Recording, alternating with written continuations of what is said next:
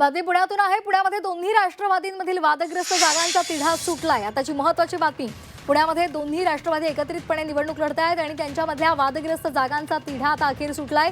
अजित पवार यांच्यासोबत झालेल्या बैठकीमध्ये सामोपचारानं तोडगा निघालेला आहे।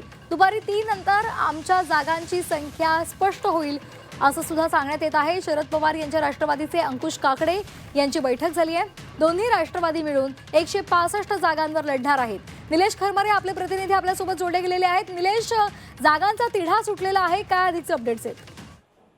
खरं तर आज शेवटचा तारीख आहे, 3 वाजेपर्यंत मुदत आहे माघार घ्यायची। अशामध्ये सकाळपासून अजित पवार आणि राष्ट्रवादी शरदचंद्र पवार पक्षाचे दोन्ही कार्यकर्ते जे आहेत ते सकाळपासून बैठका करत आहेत। आणि या ठिकाणी आता शरदचंद्र पवार पक्षाचे अंकुश काकडे यांनी या ठिकाणी माध्यमांना येऊन सांगितलेलं आहे की आमचा जो जागा वाटपाचा जो तिढा होता किंवा जो पक्षाचा चिन्हाचा जो तिढा होता तो या ठिकाणी सुटलेला आहे आणि आम्ही एकत्र या ठिकाणी लढणार असल्याची माहिती जी आहे त्यांनी दिलेली आहे।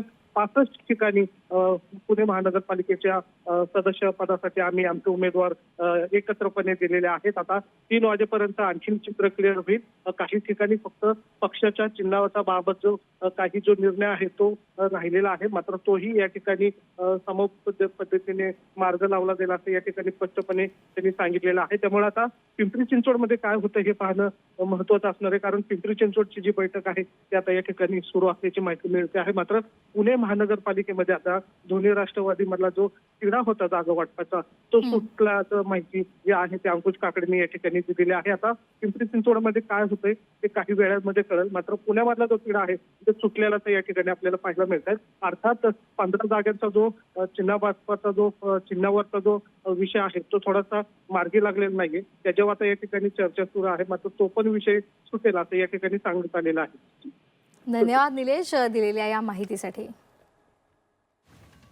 तर पुण्यामधल्या वादग्रस्त जागांचा तिढा सुटलेला आहे आणि त्यामुळे आता दोन्ही राष्ट्रवादी या संदर्भात त्यांनी सामोपचारानं तोडगा काढलेला आहे। अजित पवार यांच्यासोबत झालेल्या बैठकीत हा निर्णय झालाय।